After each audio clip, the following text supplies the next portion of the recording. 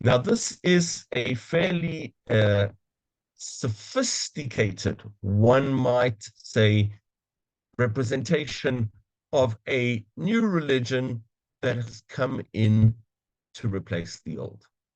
But one needn't have climbed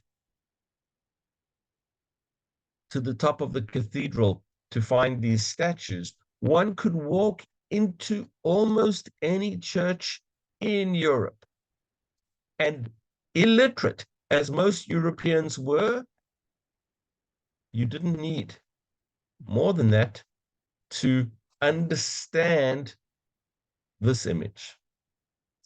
And this was the crucifixion of Christ, the killing of God. Deicide.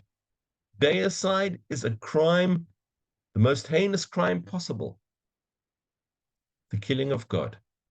And the people who carry out this crime are the Jews. And in fact, it's not really even accurate to use the word anti-Semitism at this point in time. This is a theological Christian Jew hatred. The Jews killed God. We retroactively have spoken about all forms of Jew hatred as anti-Semitism, but its origins are theological. And as Christianity spreads across Europe, so too does the image of Christ on the cross and the blame of the Jews who killed him. Now, the truth is, the position of the Jews during this time was meant to be downtrodden. It was meant to be evidence of those who did not accept Christ. And so they were meant to be downtrodden, but they were meant to live not amongst the Christians, but alongside the Christians. This will change during the Crusades. In the Crusades, when, and remember, the Crusades are called in 1096, Jerusalem falls to the Muslims in 638. So more than 450 years later, the Christians set off to reclaim Jerusalem from the hands of the infidel. Now, it turns out it's a long, long way to go from Europe to Jerusalem. And as they make their way across Europe, they run out of steam. It's difficult to keep their enthusiasm up. And as they cross Europe, they come across Jewish communities and take out their wrath on the Jewish communities. And so we have, with the beginning of the Crusades, a situation of not you can no longer live amongst us, but the beginning of a you can no longer live. And the Crusaders will massacre the Jewish communities of the Rhineland, not evenly. There are places where the Jews survive because the Crusaders don't go through that place. And there are places where the Jews survive because the local aristocracy protect their Jews. Why would they protect their Jews? Because their Jews were their cash. The Jews were taxed at a far different rate to everyone else. And if you kill your cow, you don't get milk. If you kill your Jews, there's no one to tax. But nevertheless, the transition that occurs after the Crusades is a transition that Jews can now not only be downtrodden, but can also be killed. Following this phenomenon of the Crusades, there begin to be other situations where the Jews, as the ultimate outsider, get blamed. So during the Black Death, which is a plague that can destroy in places a third of the population of Europe, it is the Jews that are blamed for poisoning the wells. Little footnote. Death amongst the Jews during the Black Death was significantly lower than death amongst the general population. Not because the Jews were poisoning the wells, but as we all remember from just not that long ago during COVID, washing your hands makes a difference. And Jewish ritual required the washing of hands before every meal.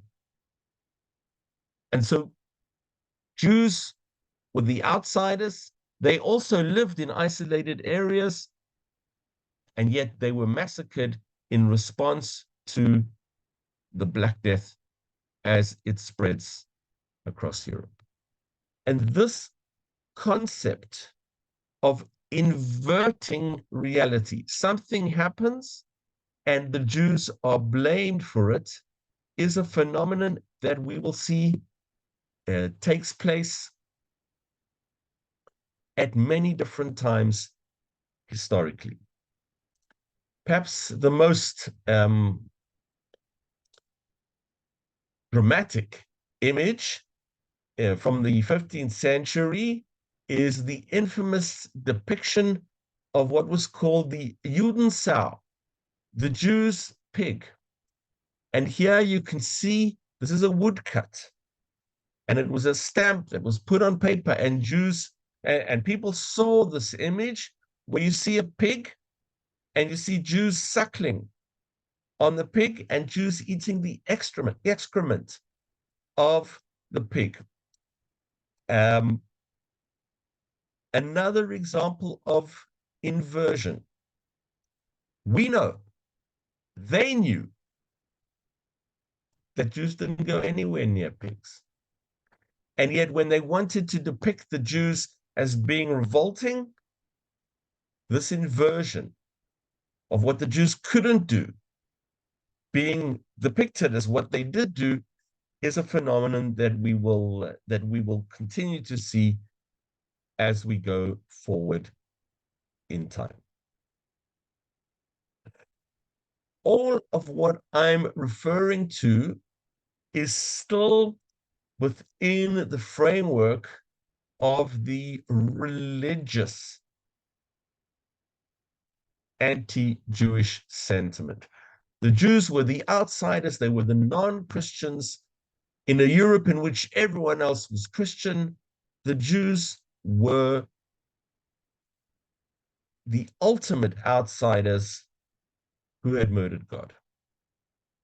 But as time begins to change, as the winds of change blow across Europe, as the power of the church declines, because science is rising up into Europe, because science is becoming much more significant, a German researcher called Wilhelm Marr in 1868 will come up with the term Antisemitism, anti-Semitism. And it is a redefinition, a scientific definition of the Jews as a race. In a Germany, in a Europe, in which religion is no longer the defining factor, the Jews need now to be redefined, not religiously. And Wilhelm Marr will be the beginning of a racial definition which will become the dominant definition of the Jews, leading all the way up into the Nazi period. The book is pseudoscience. It's argued in scientific terms.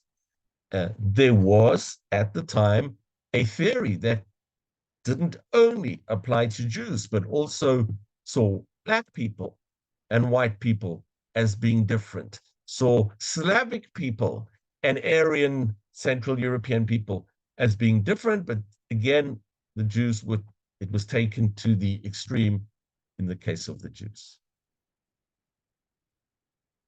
In 1903, we have a pogrom, a physical attack on the Jews, not that different to attacks on the Jews that had happened at previous moments in history. But this one is different because, firstly, it is photographed. This one is different because although it is carried out by the masses, the hands of government are behind the hands of the government are behind the move to get the to stir the masses up.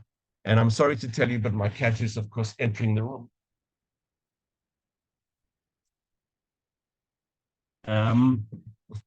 This is become a trend. Every time I'm in the middle of a lecture, desperately needs to come in for 1 second. The government stirs up the masses not from a religious point of view, but from a political point of view, a diverting of attention to prevent the frustrations that are leading and building up against the Tsar to instead be diverted onto the Jews. So it's not the church that has stirred this up, but it is the Tsarist government. And it is the same Tsarist government that will create a forgery, which is called the Protocols of the Learned Elders of Zion. It is a forgery already in 1921. The Times of London does a detailed exposure showing where entire paragraphs are copied from other documents and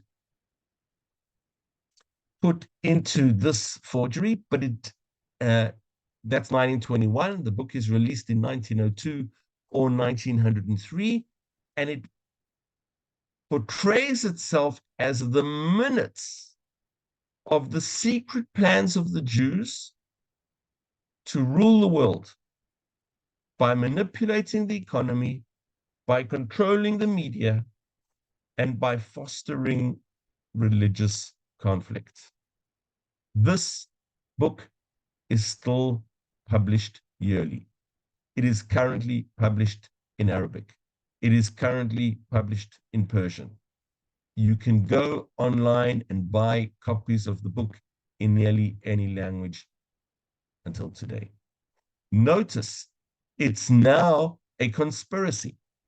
It is now not a religious framework, but it is a political manipulation to control the world.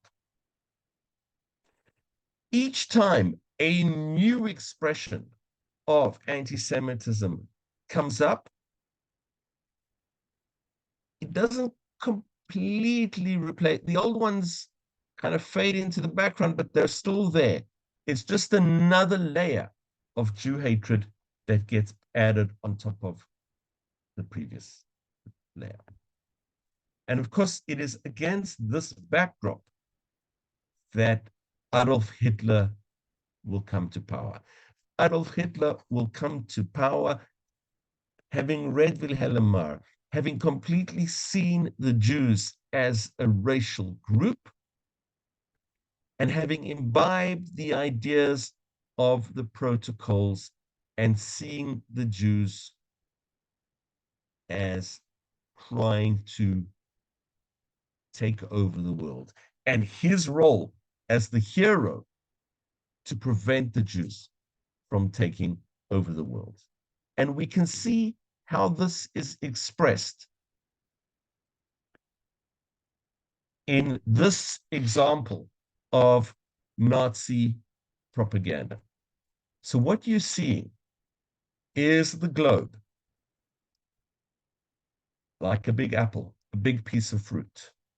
It's not being consumed by just a worm, but it's being consumed by a Jewish worm with its big Jewish nose.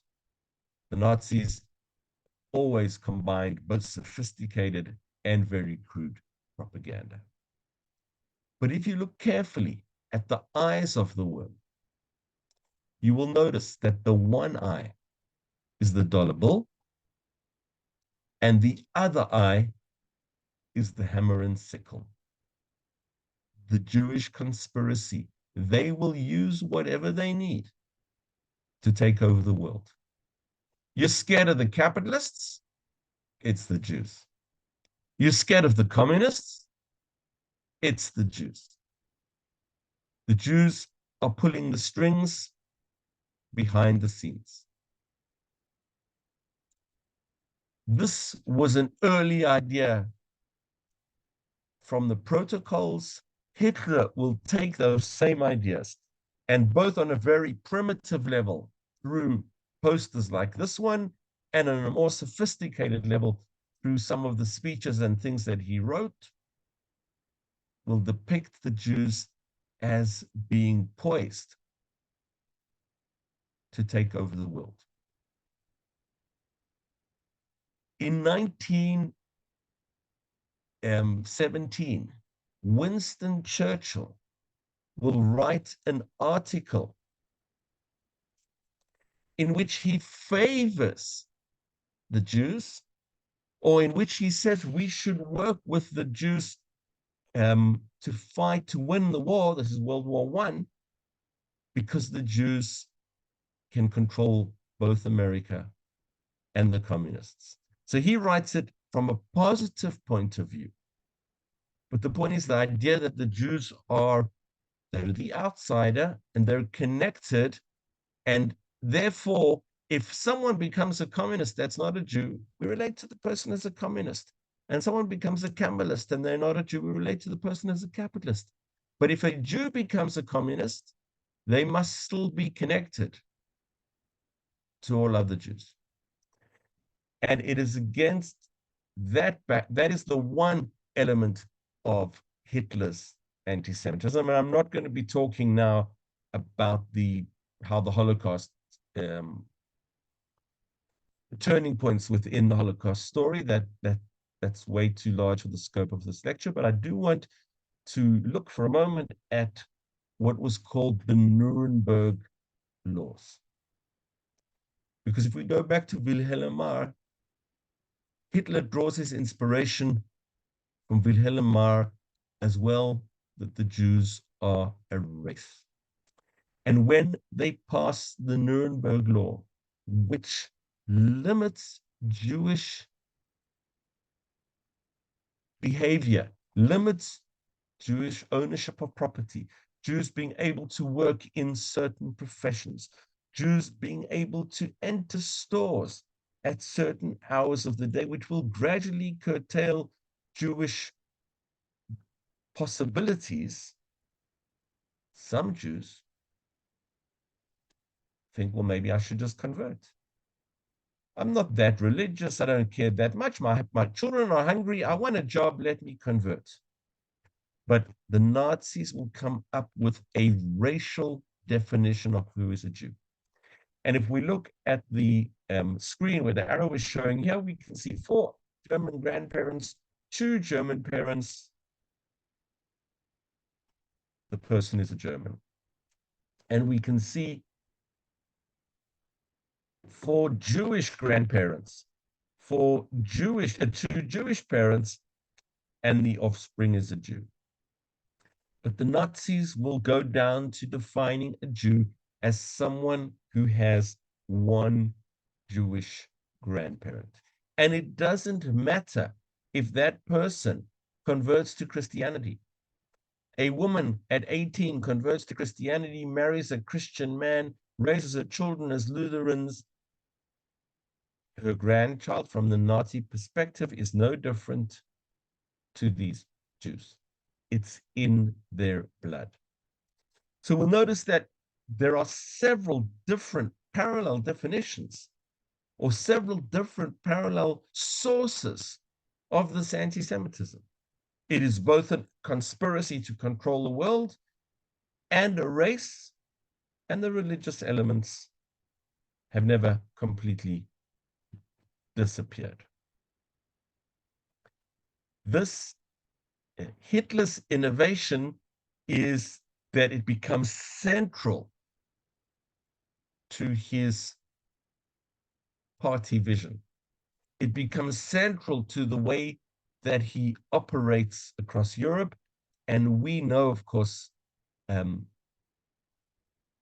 scale in which the Nazis will impose the final solution on the Jews of Europe. We also know that in the years following World War II, for a period of time, which I thought was the way the world looked going forward, but which we now know was a window of time following World War II, anti-Semitism is socially unacceptable. Anti-Semitism, after what Hitler did, it is not polite to be an anti-Semite. It is not the way a decent person behaves. And anti-Semites are shunned. And if we look in the United States at the golf courses and the country clubs and the hospitals that had a no Jews policy before World War II, that will quickly fade after World War II because anti-Semitism is unacceptable. But as anti-Semitism has morphed, so it will once again morph. Joseph Stalin, an ally of America and England in the war against Nazism, a man who is quick to document the Nazi crimes as the crimes of the fascists against humanity, is not that good at noticing that those crimes were specifically against Jews. But he understands that anti-Semitism against the Jews is not a good idea. Not good for him to be anti-Semitic. So he will reframe his anti-Jewish actions as not being anti-Semitic. He is the one who brings us the aberration, anti-Zionist. And we still will hear today voices of the anti-Zionists who say, I'm not anti-Semitic, I'm just anti-Zionist. But as I think is already clear to you, Jew hatred morphs with the theme of the time. So if once upon a time, Jew hatred was a religious Jew hatred, and then it becomes a racial Jew hatred, and now then it becomes a national Jew hatred. We're not anti-Semitic, we're anti-Zionist. And this will culminate in the United Nations General Assembly Resolution 3379, which is adopted on the 10th of November, 1975. Adopted by a vote of 72 to 35 with 32 abstentions. in which it says that Zionism is racism. The United Nations will pass that resolution, and since then, even though later on that resolution will be reversed, the stain that Zionism is racism, that Jewish nationalism is racism, but that all other racisms are not all other nationalisms are not racism, is, of course, besides for being logically ridiculous, is the framework of modern anti-Semitism. Israel's representative at the United Nations, Chaim Herzog, who is the man you can see in the bottom corner of the picture, who will later go on to be our president, and who is the father of our current president. He will tear up the resolution in disgust. Saying Zionism is racism is like saying Italian nationalism is racist, or French nationalism is racist, or Spanish nationalism is racist. And I'm deliberately choosing European nationalisms because Zionism looks much more like European nationalism than it looks like an American nationalism or a post-colonial nationalism. Either way, we see now that anti-Semitism has morphed again into being Zionism is racism. If we go to Hamas and we can read a line from the Hamas charter, this is Article 22 of Hamas's charter, you will hear echoes of the protocols of the elders of Zion, for example. With their money, whose money? The Jews. They took control of the world media, news agencies, the press, publishing houses, broadcasting stations, and others. With their money, they stirred revolutions in various parts of the world with the purpose of achieving their interests and reaping the fruit therein. They were behind the French Revolution, the Communist Revolution, and most of the revolutions we heard and hear about here and there. With their money, they formed secret societies, such as Freemasons, Rotary clubs, the Lions, and others in different parts of the world for the purpose of sabotaging societies and achieving Zionist interests. With their money, they were able to control imperialistic countries and instigate them to colonize many countries in order to enable them to exploit their resources and spread corruption there. Okay. Wow. This could be a parody, if, of course, it wasn't still part of their charter and wasn't something that is believed and supported by so many. Now, again, we'll notice the inverting of reality. That the Jews who were powerless in Europe, they were the ones that controlled the imperialistic countries. The Jews that were at the mercy of the revolutions, they were the ones who started these revolutions. And so we see the same, or rather the coming to fruition of all of these different elements that we saw beforehand. And notice, they use Jew and Zionist interchangeably. This Hamas's anti-Semitism, even though we still have on the left this disingenuous attempt to, I'm not anti-Semitic, I'm just anti-Zionist, the Hamas used Jew and Zionist as synonyms.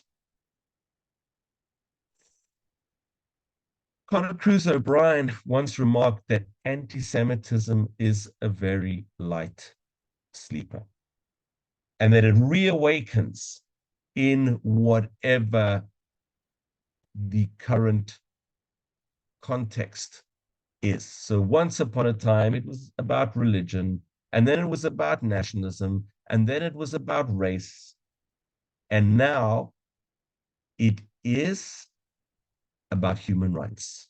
Zionism is a stand against Zionism is anti-human rights, and therefore, in order to be pro-human rights, one must, by definition, be anti-Zionist.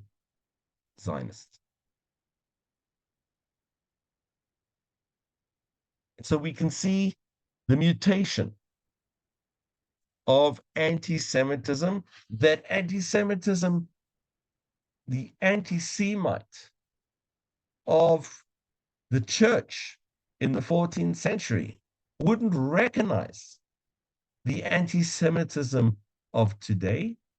And yet, in all cases,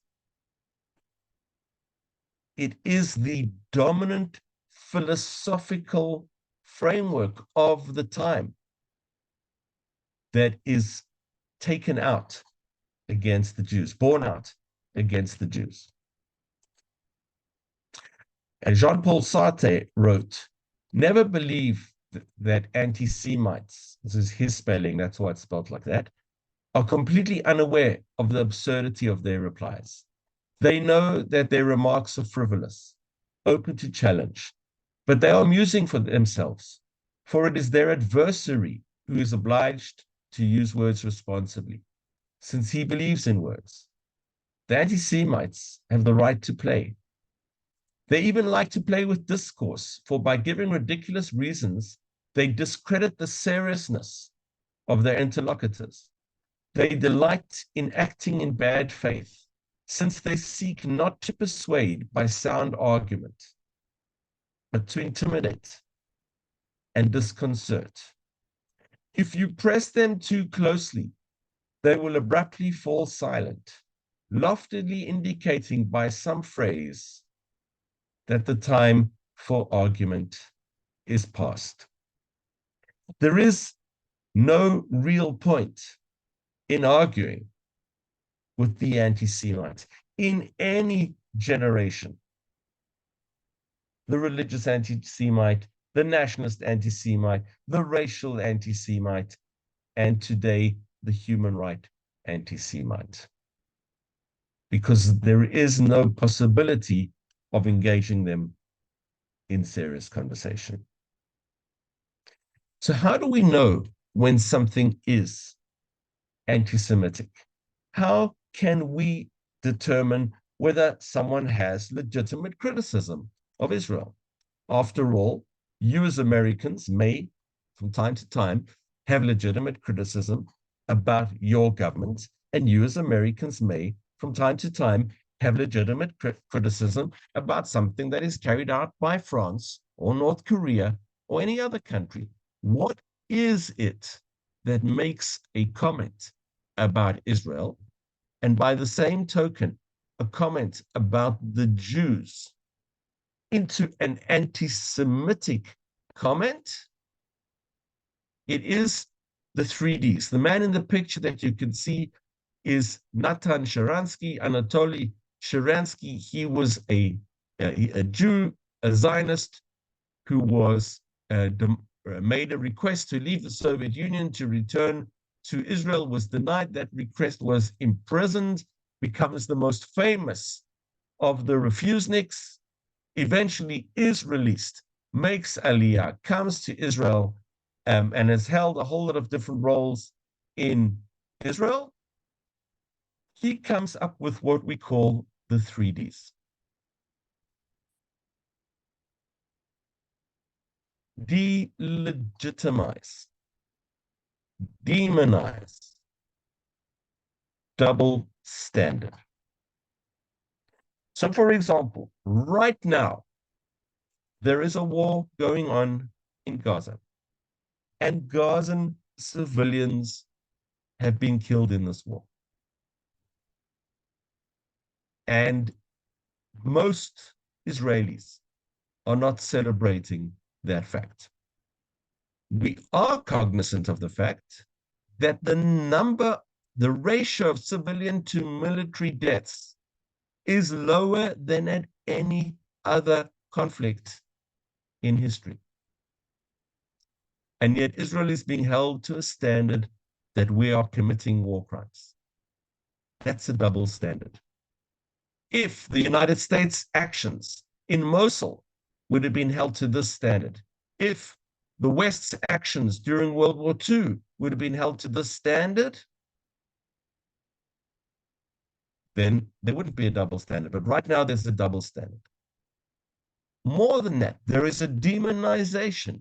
Israel's actions are interpreted or depicted as coming not from a war that many of us still see as a existential war, but rather our actions are demonized, that we are doing something from a position, from a motivation, an illegitimate, demonic motivation of trying to annihilate, in this case, the Palestinians. And of course, therefore, a question for the very existence of Israel to not exist. If we look right now, Russia has attacked the Ukraine.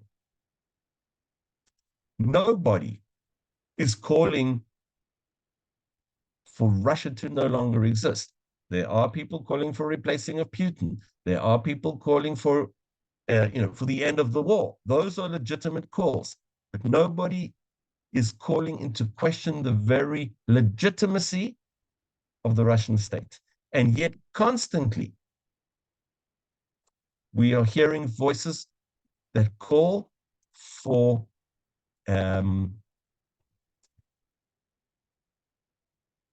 Israel's to be dismantled as a state. We have no legitimacy as a state. Our actions are not military actions against a enemy that embeds itself amongst civilians, but rather we are acting from some kind of bloodthirsty motivation. And of course, the same actions are held to very, very different standards. The 3Ds, you normally don't even have to go beyond double standard to be able to differentiate, although in most cases, you'll find all three apply. What can we do? So we had the 3Ds, we'll go on to the 3 S's. The world, for those of us that like to make things simple, is divided into 3. There are the saints. The saints are the people that agree with us, the people that support us, the people that stick their necks out for us. There are the sinners. The sinners will never agree with us. The sinners hold us to standards that no one else is held to. The sinners question our very existence. And there are the salvageables. Most of the world are not saints, and most of the world are not sinners. The sinners are making a big noise. It's very comfortable hanging out with the saints, but our energies in combating anti-Semitism need to be directed to the salvageables. The saints agree with me. I don't need to persuade them. It might be enjoyable and comforting to hang out with them, but I don't need, and I shouldn't be wasting my resources on the saints, because the saints stand with me. it's even less valuable to waste our resources, our time, our keyboard energy with the sinners. The sinners will never be persuaded. The sinners have condemned us since they blamed us with killing of God. They condemned us because when everyone else was a Frenchman, we were a Jew. They condemned us because we are of a different race. And they condemn us now because we don't fit their human rights definition. We cannot persuade the sinners. Our energy need be directed to the salvageables. And I'll take it a step further. When I engage in conversation, even at times when I am questioned by a saint or a sinner, I answer the salvageables. I know that I'm not going to persuade the sinner. I don't need to waste my energy gung-hoing the saint. When I talk to those that could be persuaded. The majority, I firmly believe, and I think the social science is backing this up, and we're seeing it, for example, in American universities, where you are more aware than I. There was a terrible situation in early October, but research is showing us that that was a small, very vociferous group of sinners, and that most students, even today, in the context that we have, are salvageables. So that's what I want to say. I'm going to stop the share, and we can have a conversation or answer any questions. One more second. You can see my email address. I did get some, I have got 1 or 2 emails, which was a pleasure to get. And again, if you didn't get the email address, you can always get it from Suzanne or from the rabbi or from other people that have traveled with me in the past. So that was a race-through survey of anti-Semitism. And I'm happy now to answer any questions or to discuss anything that I said this week, in previous weeks, or about the situation in general.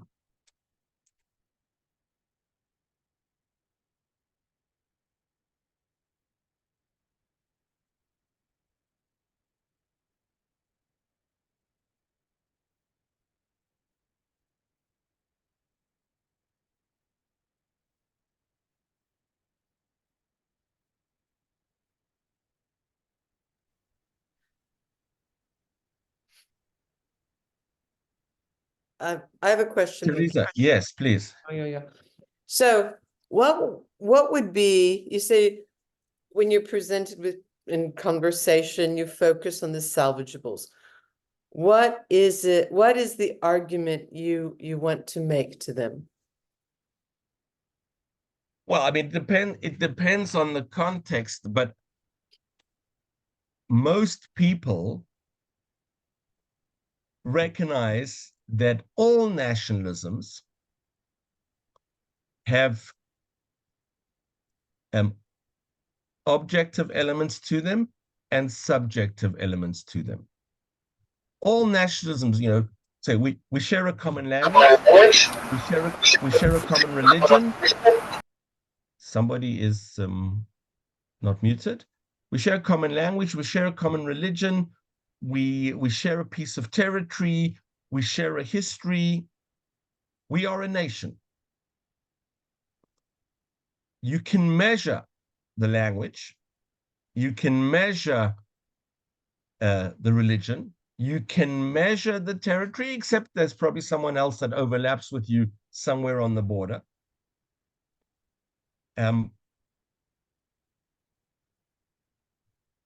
If you position To a neutral observer, Jewish nationalism in the context of European nationalism as a historical survey, it's not an unreasonable case to be made. I'm not going to argue with someone who insists on defining Judaism as a religion, which is a very modern, very narrow definition of Judaism. I'm not going to persuade them that we've always seen ourselves as a nation. I'm going to start from the get-go by talking about the fact that Judaism, that all nations have also at some point a leap. Why at some point did the Italians become Italians? Before Garibaldi, they were a whole lot of other things divided up. Because there's always some subjective piece to nationalism. But if you accept that subjective piece is a piece of all nationalisms, then Jewish nationalism has a subjective piece to it as well, but it has all those other objective pieces. Also, and this is my personal point of view, I am not and have never been a zero-sum game. I don't say that it has to be either Arab nationalism, Palestinian nationalism, or Jewish nationalism. I'm not rejecting someone else's, but you can't reject mine.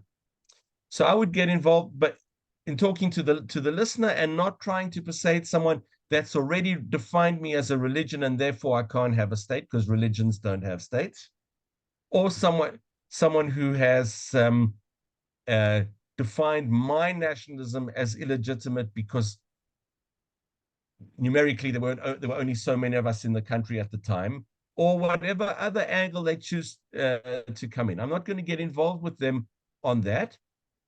Another case is facts. Facts, salvageables can hear facts. Sinners can't hear facts. They're not interested in facts. But don't get involved I don't get involved in an argument about facts. Facts are facts. Facts are, I try to use UN facts. Try to use non-Zionist facts when I'm giving a resource, not because I'm trying to make the case for the listener that is a neutral listener. So those are some of the things that I have done and do over time. Certainly will engage with people that are prepared to engage. In other words, as soon as someone is chanting and shouting you down, there's no point in engaging in that kind of situation. But by retaining your composure, you win over the salvageables as well, in my opinion, by not becoming like that. Yeah, I have a question. Sure. Would you please, I just need a clarification because I think I understood you wrong. But would you give me what you said about what's going on over there right now?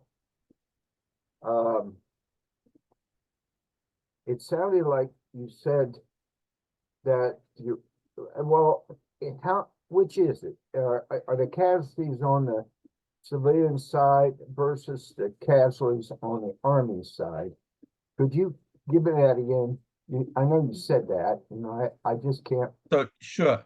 In modern warfare, the ratio of civilian casualties to military casualties has typically been 9-1. The casualties now are not even 3-1, possibly less than 2-1 civilians per military, based on Hamas, which I don't trust. In other words, I think they may even have inflated their figures, but based on their numbers of dead, the ratio of civilian to military casualties, and fighting a war in which they're embedded inside their own people, and knowing that their missiles, 1/3 of their missiles misfire and land within Gaza, and we're taking all of that in, and based on their numbers, this is the this ratio is, I think, less than half of America and Mosul. Wow. Don't quote me on the exact number, but that's the ballpark. If it's, if it's less than half or less than, less than, or it's only 40% less, I don't know, but it's significantly less than that. And it's way less than typical warfare figures in modern warfare. And for example, if we look at the Syrian civil war, or we look at other regional war, then it's exponentially less. That's an example of a fact that people don't want to be confused by. Yeah, well, we spoke when I spoke about how words are changed or meanings are changed. Like genocide has a meaning. Yeah. There is a dictionary definition. There is a legal definition. I belong to a people that in 2024 has still not returned to the number of people that we had in 1939 as a result of genocide. Now, I'm not gung-ho or celebrating civilian casualties in Gaza, but to call them a genocide is to change the meaning of the word. It's me selling Fanta and calling it Coke. And I use a frivolous example like that deliberately because it's as blatantly not a genocide. Oh, thank you. I never knew the ratio in normal war. Nobody ever puts that on the media, and that right. Well, the media is very, very has a very short memory, and most pieces on the media are up to 90 seconds. Yeah. So they don't give you background. In the printed media or in websites and articles, you can sometimes find the examples, but those you can find those figures if you Google around it, but you can find those figures. Those are acceptable figures. I can even put a document online. Perhaps if I can find it, I'll send it to the rabbi with those background details. So Karen has a question, and then afterwards, Teresa. Yes, follow up to your answer to Teresa previously. You said you tried to mention UN facts. Can you give us some examples? Well, are you talking about in the current war right now or in general?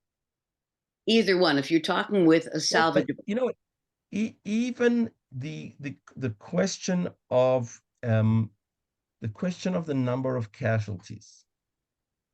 You can use, if we use Hamas's numbers of the number of casualties and modern statistical, the warfare examples that I was just giving to Corey, right there and then, it is proven to be at a different ratio to everywhere else. Also, if they accept that 30,000 people have been killed in Gaza, which is the Hamas figure, and that figure is accepted at face value, then the fact that we say that more than 10,000 of them are terrorists, they have to accept our figure as well. If they're only going to accept the Hamas figure and they're not going to accept our figure, they're a sinner. Don't waste your time. And we will, in due course, as we've done in previous times, release the names of the people we killed as well, because our intelligence services do that, but not this time because of the scale of the war. We haven't yet been able to do that. The number of trucks of food going into Gaza every day, that's a UN figure that can be found. That's the number of kilowatts of electricity going into Gaza. Those are facts that can be found and stand independently. A dictionary definition of genocide, a legal definition, the Fourth Geneva Convention of genocide, the Fourth Geneva Convention's law about warfare in a hospital. Yes, there's fighting in a hospital, but the moment the hospital is a military base by the Geneva Convention, not something Israel made up, a hospital is a legitimate military target. And even then, even though it is a legitimate military target, Israel has gone way beyond the demands by not attacking the hospital, but rather by operating within the hospital and attacking the terrorists in the hospital at greater cost to our soldiers. So there are definitions. The Geneva Conventions are all online. They are it's legalistic language, but it's not so way off that that a layperson like myself can't access it. For example. Thank you. Sure. Teresa. Mm. I I think the issues that and it's hard because maybe I'm prejudiced, but the issues that Americans might voice, I think they may be a little different. I don't read or hear or see in the media. Not like we had that flurry of university opposition in October. I think that's pretty quiet. It may be ramifications left on individual universities, but nationally, I don't think it's taking up too much bandwidth. I don't hear and think that there is much opposition to Israel having a right to defend itself and to attack Gaza. What we do hear on the news, and I don't know how much you guys get in Israel, is it's really taking a lot of criticism on the humanitarian aid, and that Israel is choking as the choke point for the amount of aid that can enter. And that takes a lot of criticism. And I think that's harder to defend. Well, again, by the rules of law, we're not obliged to be sending any food in. We're not obliged to be sending any humanitarian aid into the area that we're at war with by the rules of law, of war. On a pure dry thing. Now, I am pleased and proud of the fact that we're sending in humanitarian aid. And we could argue, could we be sending more? Should we be sending more?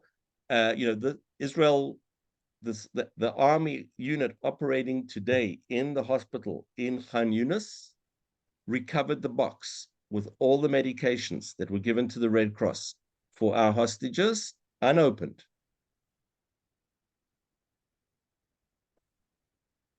There are voices in Israel who are actually saying, why are we giving them humanitarian aid when they're not providing humanitarian aid to our prisoners? Those are voices on the more extreme right. We are giving them humanitarian aid. Could we be giving more? Perhaps. I recognize that there's a different conversation going on there and here, but I'm not sure that this is an anti-Semitic conversation. I don't think it is. I don't think it is at all. Though it could be mistaken for one, but I don't think it is. I think it's legitimate to discuss actions that the government of Israel is taking. The question becomes when we are held to a standard that no one else is held to, going back to the 3Ds. But, is there room to argue we should be doing more for humanitarian aid? We should be doing less for humanitarian aid. Those are legitimate. That's a legitimate discussion. It's a very, very complicated war, and I will take you back. It must be 20 years ago. Whenever the Yugoslavian civil war was going on, BBC did an analysis of how much screen time each of their foreign correspondents got. And their Yugoslavian correspondent came third. And their Jerusalem correspondent came first. The big surprise was who came second. Who beat the Yugoslavian correspondent to second place? We're talking 20 years ago, whenever the Civil War was. It was the backup person for the Jerusalem correspondent. The backup person for the Jerusalem correspondent was getting more airtime than the number one person in the former Yugoslavia. Because people studied about Jerusalem in Sunday school. They never studied about Kosovo in Sunday school. And so the interest in this part of the region was higher. So there's more attention to Israel. There's more attention to this part of the world. That's a reality. It's a reality that we can live with. The question that, this was a session about how anti-Semitism has changed over time, and I always look at the 3Ds to try and determine, is a discussion about the humanitarian aid crossing over that line or not crossing over that line?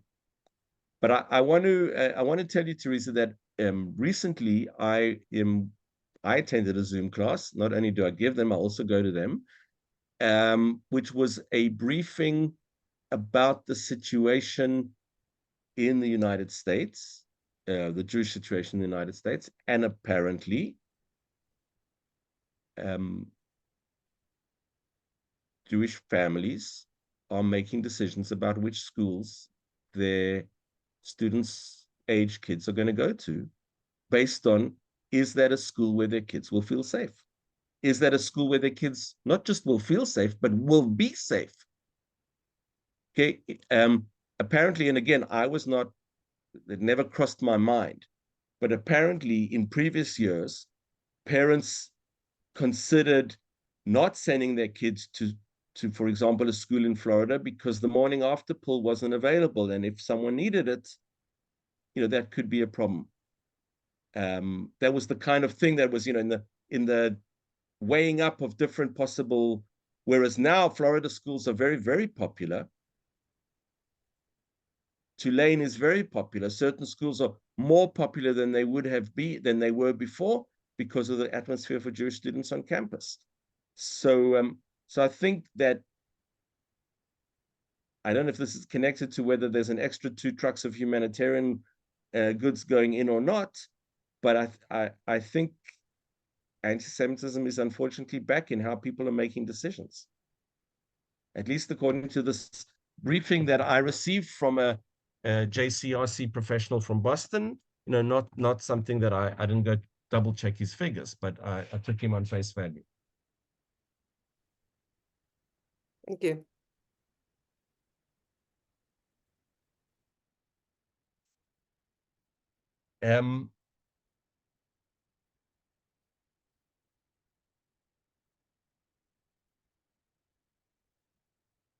Any additional questions before we end?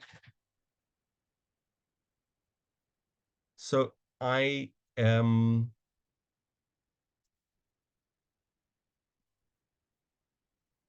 guided for many, many years in Poland and across Europe. And obviously, those of you that have been with me in Israel know that I guide at Yad Vashem. And I used to teach anti-Semitism, a course on anti-Semitism, for students that were in Israel on a gap year. It was always an optional course. And I would always get sort of a handful of people, and everyone else was off learning other things. And unfortunately, right now, the sense that I shared that anti-Semitism was something of the past is back. And you saw it yourselves. If you saw the advertisements on the Super Bowl, that all of a sudden, American prime time, the raising awareness about anti-Semitism is front and center.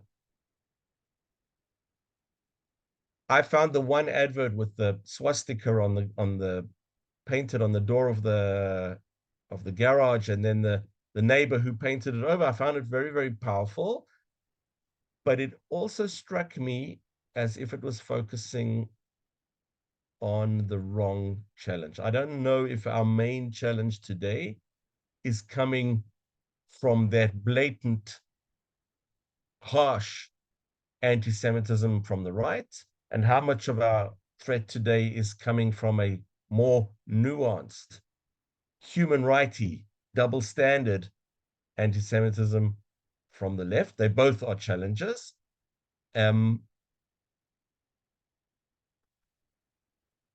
It's not 1933. We live in a world where there can be an advertisement pushing back during the Super Bowl. We live in a world where we are able to access materials. We live in a world where we have organizations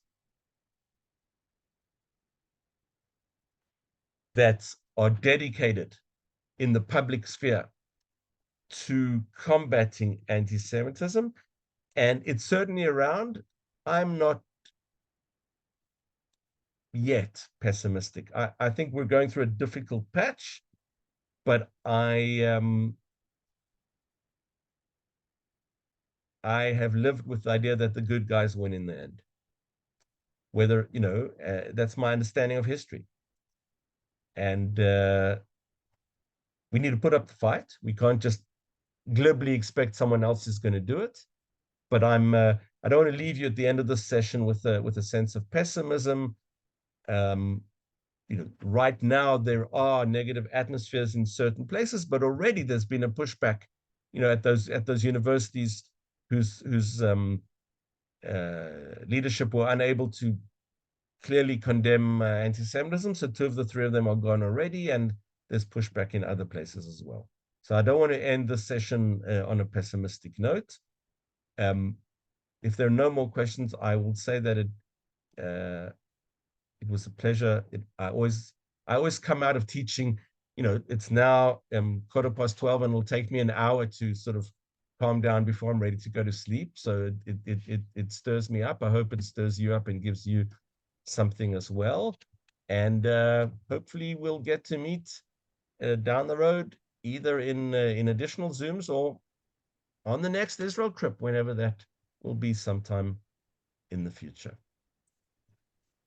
Thank you, so Muki. much. Thank you. Thank you for joining us, and I hope your family stays well and your shoulder heals. And Yeah, it's thank you. My shoulder is moving in the right direction, and it was great to see you all, and I will wish you all a pleasant rest of the day, and as we say here, lehitraot, until we see each other again. Bye. bye-bye. Bye. you. Muki. Thank you, Muki. Bye. Thank you. My pleasure. Bye.